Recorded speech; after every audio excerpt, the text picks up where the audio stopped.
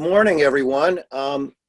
This morning, I'm very delighted to have with us a member of Congress who is on the Ways and Means Committee and is a good friend of ours, Congressman Darin LaHood from the 18th District in Illinois.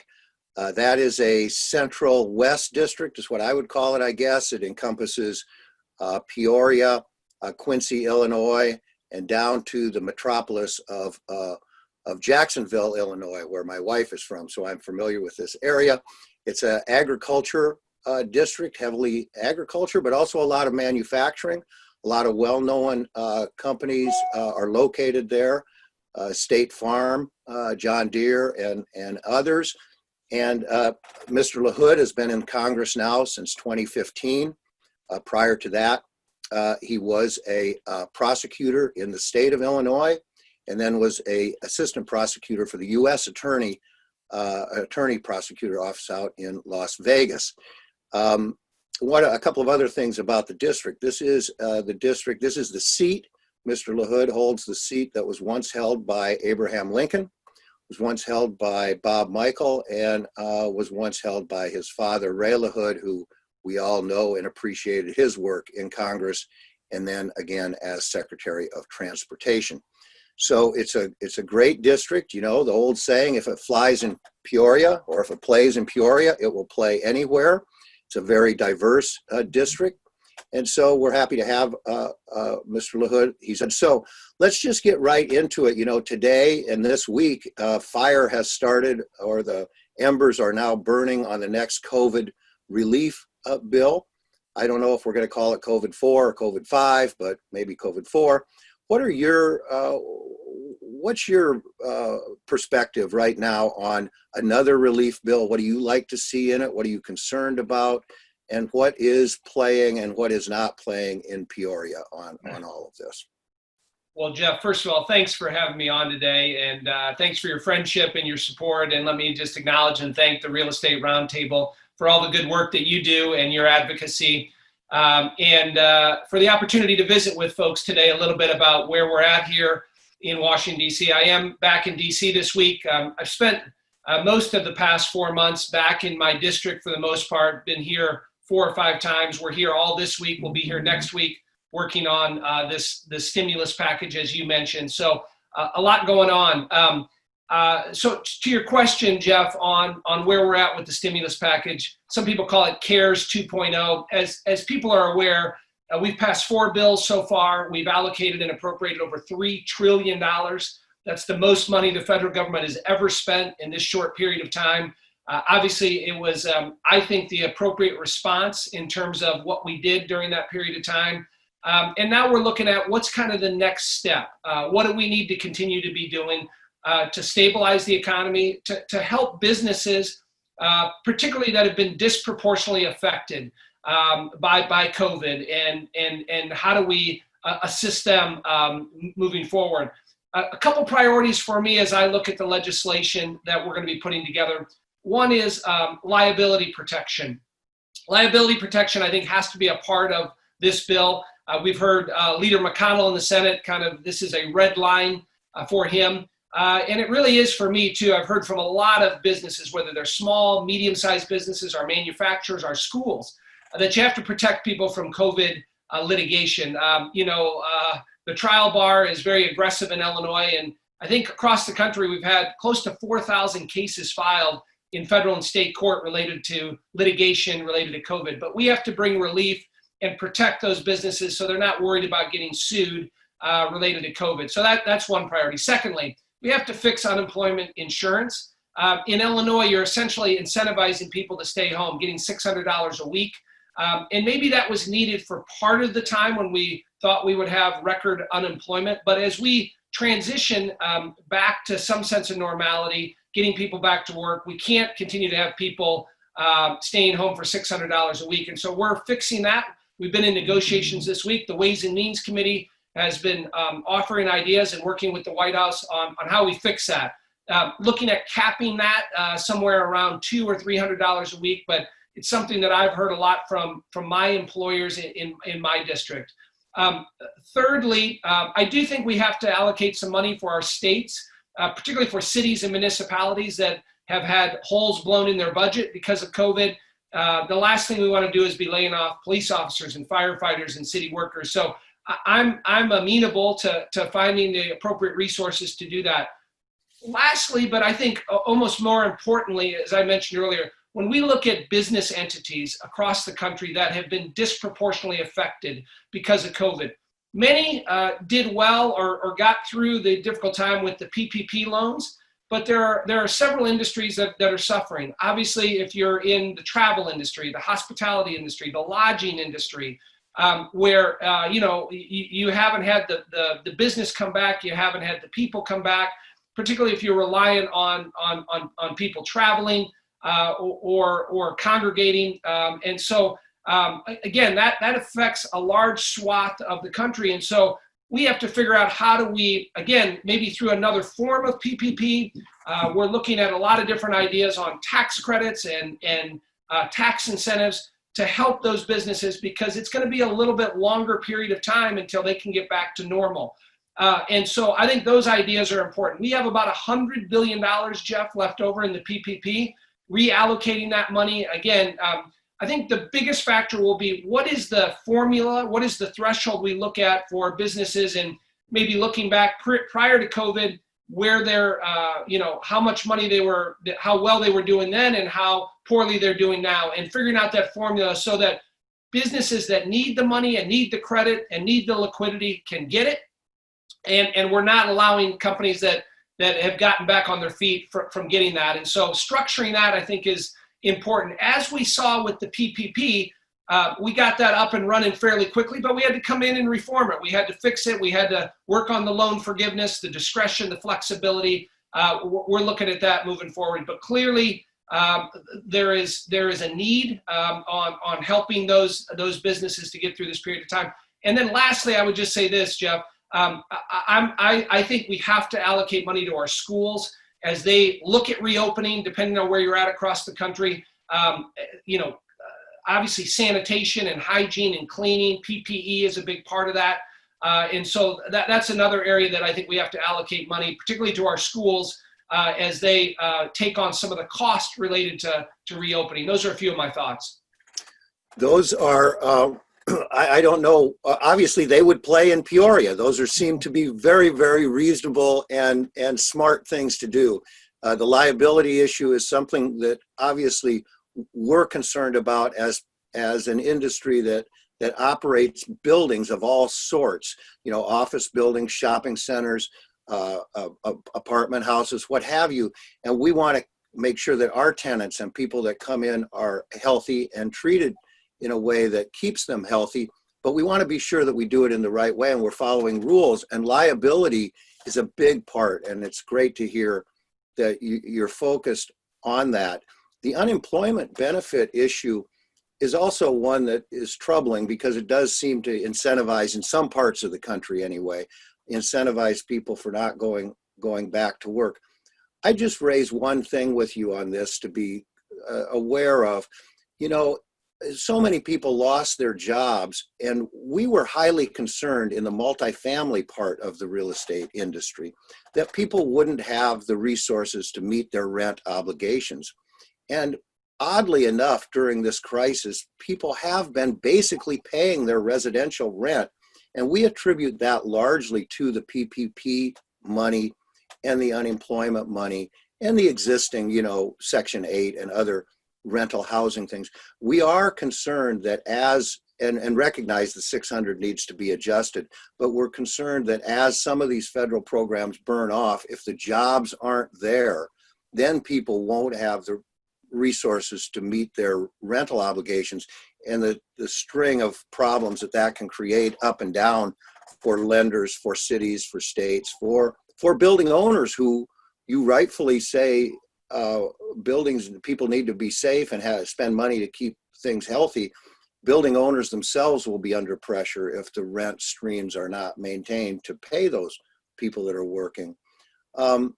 That's quite, in fact, maybe you could talk, I know that you're very interested and supportive of making sure that businesses have the resources to keep their buildings clean and keep their workspace clean. You've got a bill with a bipartisan bill, and it's great to see you working with Stephanie Murphy. We have a good, positive relationship with Congresswoman Murphy from Orlando, Democrat. You want to talk a minute about your Clean Start bill?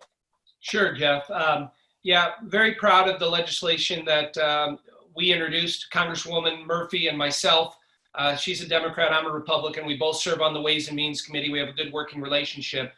But when we talk to businesses in our districts, whether it's in Florida or whether it's in Illinois, we kept hearing a couple things. One is, as businesses come back, whether you're a manufacturer, whether you're a restaurant or a bar or a Main Street business, we kept hearing about the cost of the sanitation that needs to happen, the hygiene that needs to be put in, the PPE that's needed, whether it's plexiglass that you have to put into your store or your restaurant or your business. All those things cost money, but they're needed, right? They're needed as we fight this virus. And so that cost obviously has been put on a lot of businesses. And so what we said is, when we talk to businesses, obviously that needs to be there to protect customers, to protect employees, to have a clean work environment. And all the polling shows, Jeff, as you look at people trying to get back to normal, they want to make sure when they walk in someplace that the place is clean, that they're doing everything following CDC guidelines and the sanitation that goes in. So what we said is, let's help businesses by giving them a tax credit to write off those expenses up to about $25,000 per business. But it's a broad interpretation for lots of different businesses, but that will help them as they pay these expenses. Our bill is retroactively, so the expenses that businesses have put in, this will allow them to write off a good portion of that. But secondarily, obviously that helps with bringing people back into businesses and helps on the cost associated with that. So we've got a tremendous amount of co-sponsors already, Republicans and Democrats. This proposal is one that they're looking at right now to be included into the stimulus package right now. We think it makes a lot of sense. We're also looking at broadening it. Right now we're focused on businesses, Jeff, but we're looking at schools want to have access to it, nonprofits want to have access to it. So we're open-minded on that, but we think, and by the way, we make this temporary, Jeff. Temporary for about a year, because we hope obviously there will be a vaccine or a cure or a treatment. But right now, this is something that's important for the health of the country, for the economics of these businesses and entities that need the offset, and we believe it makes a lot of sense. Thank you. We agree with you. And your other comment about the PPP and existing monies and reconfiguring it, the original, what Congress passed, allowed businesses to spend the money that they received in any way that they wanted. And then as it moved on, it was 75% needed to be spent for payroll, which again, hard to disagree with anything like that.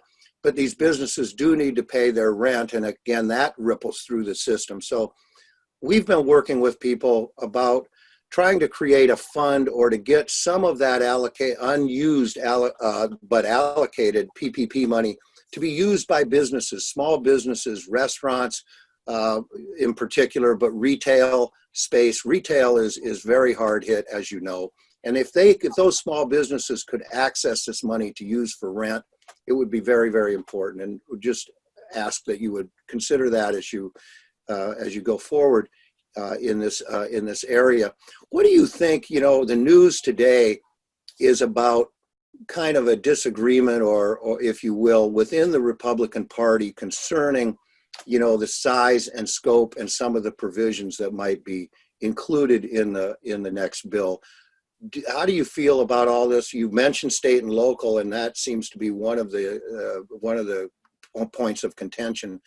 What's your view on all of this that's going on? Yeah. Well, thanks for that, Jeff. And let me just comment on the PPP. You're exactly right.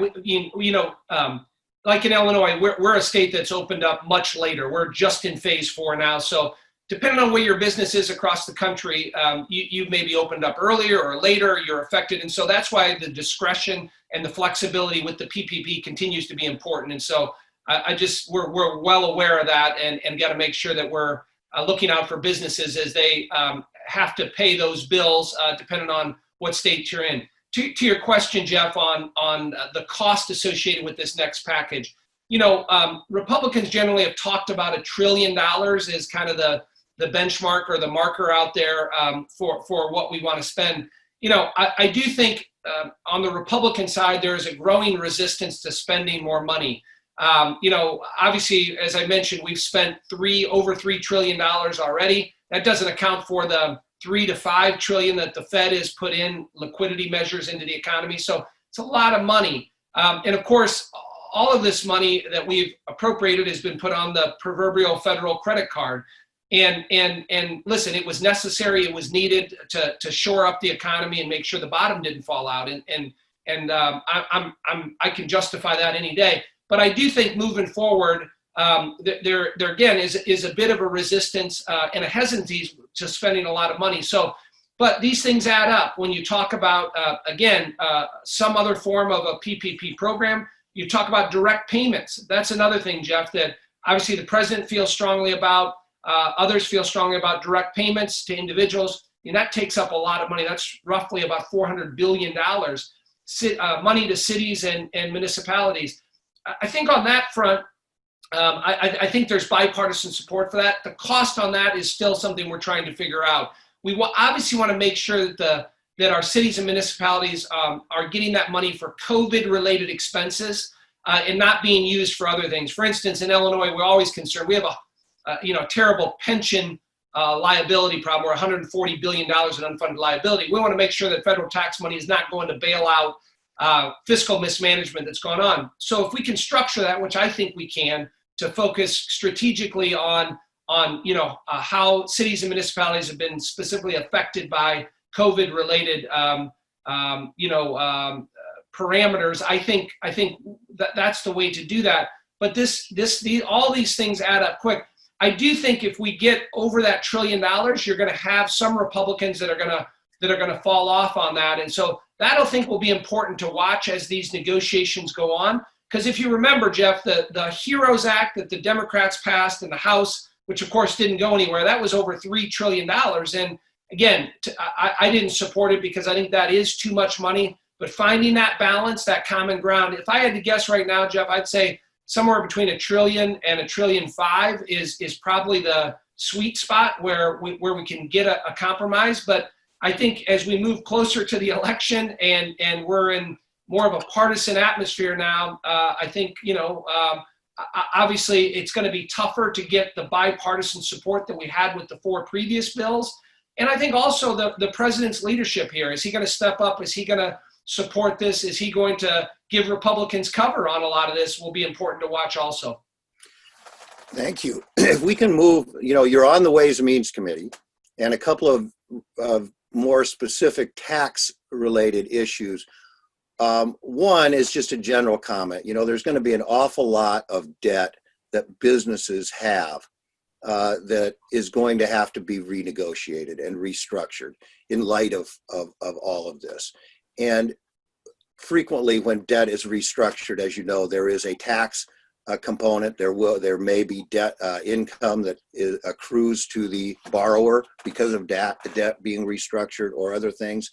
And I just bring this up that I think that it's going to have to be a big topic for your committee here, not immediately, but as we go forward, because debt restructuring is going to be a huge issue for businesses of all shapes and sizes. The other thing that I know you're interested in with Mr. Larson, John Larson, Congressman from Hartford, Connecticut, is legislation that would allow basically REITs to assist their tenants in a more direct way. And there are tax rules that relate to REITs and how they can provide assistance to their tenants. And there's a lot of REITs that would like to provide either equity or in some cases, some debt assistance to their tenants, their retail tenants, but the strict reading of the REIT rules prohibit that right now. You're looking at that. Do you want to comment on that status or how you see this in any way? Yeah, sure, Jeff. First of all, on your comments on the debt restructuring, yes, That is something that, at least on the Republican side, on our Ways and Means, we have a weekly Ways and Means luncheon. This is something that has briefly come up, but it's something we're going to have to think about long term and acknowledge that we're going to have to work on this in a bipartisan way in terms of that debt restructuring as we get through COVID and into next year. The tax implications, as you mentioned on that, will be important. And so it is something top of mind that we'll be watching. In terms of the legislation you mentioned with Congressman Larson, obviously he's a Democrat from Connecticut, been on the committee a long time, but we're in the process of introducing our legislation on as it relates to REITs and our proposal. A couple of things I'll just mention in there. It helps to clarify that infrastructure and renewable energy investments qualify for purposes of the REIT income and asset tests. And then secondarily, it helps to liberalize the related party rules to allow REITs to own operating expenses and to invest more easily in their tenants. And then thirdly, it'll exclude infrastructure and renewable energy investments held in REITs from RIFPA, which is FIRPTA. So those are a few of the things that we've put in there. We're looking at other things also as a part of that. This is something that's been introduced in the past, and we've had good support on it. But obviously, I think it'll become more important moving forward as we look at the need there, Jeff. So I look forward to working with you and your members of the Real Estate Roundtable as we try to get this across the finish line. Yeah, that bill would be very, very important and welcome to a lot of people. And don't worry about having to spell out FIRPTA. A very well-known real estate executive in Illinois used to call it FRIPTA. So in any event, it's FIRPTA and the Foreign Investment in Real Property Tax Act. We appreciate your focus and interest. That could be extremely helpful. And it's a way for the private sector to help. You know, the idea on the REIT owner helping the tenant is private sector assistance to these small businesses and businesses to keep them going. Many of them, by the way, can't access the PPP because maybe they're too large. They have an employee base that exceeds 500, or they're all over the country or whatever, but they're struggling as well. So that would be very helpful, and we appreciate it. We don't need to, there are a couple other things, I guess. I was about to say we don't need to occupy too much of your time, but boy, you're involved in so many things, sir. The U.S.-China Business Trade Council, you're co-chair of.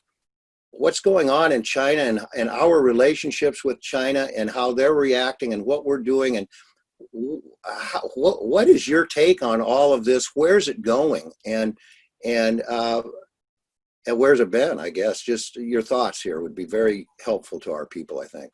Yeah, well, thanks for that, Jeff. Yes, I am the co-chair of the U.S.-China Working Group in the House. I've also been appointed to the China Task Force that Leader McCarthy put together with 15 members that are focused on what we need to be doing as it relates to China. I wouldn't say we've moved into a Cold War mentality with China, but we're definitely moving closer to that. Some people may want to move to that, but we're definitely in uncharted territory as it relates to China, Jeff. And I would just tell you, we talked a little bit about my district before. I have the largest concentration of Caterpillar workers anywhere in the world based in my district, and we make a lot of D10 tractors and excavators and mining equipment. But a company like Caterpillar is heavily reliant on China. We have 29 manufacturing plants in China, 4 R&D facilities. My farmers, 25% of the soybeans that are grown in my district go to China every year. And so the relationship with China on the economic front is important for a lot of reasons to my district and across the country. So I just mentioned that on the economic side. But post-COVID, obviously, there's a lot of issues related to China. And we've been focused on that in the Congress. Since the outbreak of COVID, Jeff, there's been 350 pieces of legislation introduced going after China. Most of those are bipartisan, bicameral, but there is a growing animosity and anger towards China, specifically related to COVID. And believe me, I think there's a lot of ammunition there to go after China because of their deceitfulness, their lack of transparency, how they manipulated the World Health Organization, and frankly, their lack of a response when it comes to COVID and what happened with the virus coming out of Wuhan. So So the Congress now, again, is looking at a lot of those issues, everything from moving supply chains back, which is a complicated, nuanced issue. But I think we all recognize, Jeff, that during COVID, there was a vulnerability by the U.S., heavily reliant on our generic drugs from China, our pharmaceuticals, our PPE. Much of the PPE was in China. And so that vulnerability now, members of Congress are looking at, how do we make sure we're never in that situation again? Well, that means moving supply chain back. And again, that's our relationship with China is intricate when it comes to business relationships. And so I think the knee-jerk reaction is let's pick up those businesses, bring them back here. Well, that's easier said than done, but there's a lot of legislation that's been introduced and a lot of members that are working on that now and figuring out how we can do that. Secondarily, a lot of Buy America provisions that, instead of buying from China, you buy from America. Those are gaining some traction. Decoupling, encouraging, the president's spoken pretty forcefully on this and encouraging businesses decouple from China. Again, a complicated issue. And of course, Jeff, all of this coincides with a phase one deal that's in place, right? That went into effect on February 14th of this year. China's obligated and responsible for buying $200 billion in U.S. products between now and the end of the year. $60 billion of that is corn and soybeans. That helps my farmers. So, a lot of people have talked about, we ought to pull the plug on phase one. I frankly think that's a mistake. I think that will hurt our economy significantly. And there are lots of issues with China, and I've just rattled off a few of them, but you don't ever get to phase two, which is where a lot of the enforcement mechanisms, a lot of the things of holding China accountable are included in. And I think Bob Lighthizer has done a good job with negotiating phase one, but I think we got to keep that in place. So again, a lot of these issues are percolating here in Congress, and so we're working through those. The China task force that I mentioned McCarthy appointed me to, we've been tasked with coming up with a comprehensive report that we will issue by the end of September that's going to lay out legislative proposals, ideas, suggestions for the administration on moving forward. So a lot going on with the China space as I talk about all those issues. And I didn't even mention what's going on in Hong Kong. Obviously, the new law that's been passed there is disturbing in a lot of ways in terms of how it's trying to snuff out democracy and the freedoms that Hong Kongers have enjoyed, and what's going on with the Uyghurs. Some disturbing pictures that came out regarding the re-education camps in the western part of China. So as always with China, Jeff, there's a lot of issues out there, and finding that balance, between the economic relationship, but trying to get to China to change their behavior is what we continue to grapple with. Oh, thank you for those thoughts. How are you a couple last just closing things. How is Congress working through all of that? I mean, give our listeners and viewers some insight into how you're doing business. Are you holding hearings? Are you meeting with people in your office? Is your staff in? You're voting live, I assume, now in the House again. What's the picture look like, really, from your point? Yeah, Jeff. Well, it's similar to what other businesses have had to do in terms of adjustment. I mean, it's different, right? It's challenging. It's disruptive. You've had to adapt. But here in the Congress, obviously the voting is different. It takes a lot longer with 435 members voting. We kind of go in blocks or stages of 8 different groups at a time. So, all of that is slower. It takes longer to do. And then everybody's obviously exercising the social distancing, and we got to clean down things all the time. Again, similar to what other businesses are doing. In terms of our hearings, for me, I've just had to adapt. A lot more Zoom calls, a lot more using technology. Obviously, you're on your phone a lot more. Communicating with my constituents. Again, I've done a number of teletown hall meetings. I'm engaged on social media much more. I'm emailing a lot more. And so you have to adapt and change and revise the way that you communicate with your constituents.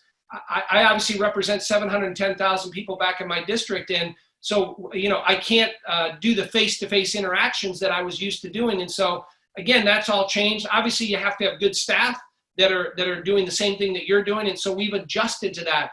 In terms of our work here in DC, obviously, most of our hearings have been virtually. Most of our meetings we do virtually. Some are in person if we can find a big enough room to do that. But relationships become important, in terms of, your connections to other members. And you got to reach out a lot more, because so much of what we did before, we would talk to a member on the House floor or in the committee, or we'd see them. You don't have that opportunity as much now. And so you got to work a little harder, and you just got to adapt and change to the circumstances. And so we've tried to do that, and we'll continue to do that until we beat this virus. Well, thank you so much. It's a pleasure to spend a little time with you. I know it's got to also be difficult getting home. You're married and you have 3 teenage boys. It might be, maybe you're relieved that you're not in the house with the 3 teenage boys running around all the time right now in kind of a semi-lockdown. But you're terrific to spend time with us, sir, and we wish you all the best. And however our organization and people in the industry can be a resource, for you and your colleagues, everybody, we're interested in good, solid, sustainable policy. We're not looking for, a short-term kick here or there. And so we want to be part of your, your resource team. And you've got a great staff and a great history and a great seat that you're sitting in. And that's all I have to say, sir. Thank you so much for being with us. And is there anything that we didn't cover that you'd like to say? No, Jeff, let me just, again, thank you and acknowledge the work that the Real Estate Roundtable does. And I've enjoyed a great working relationship. Look forward to continuing to do that. And I tell people I love serving on the Ways and Means Committee, and I learn every day that I'm on the committee about, the jurisdiction that we have over lots of different things. But look forward to continuing the working relationship and the partnership, Jeff, and moving the country forward. And I want to just thank you and your members for the opportunity to be on today. Terrific. Thank you. Thanks, Jeff. Have a good day. Be safe, be healthy. Bye-bye. Thank you. Take care.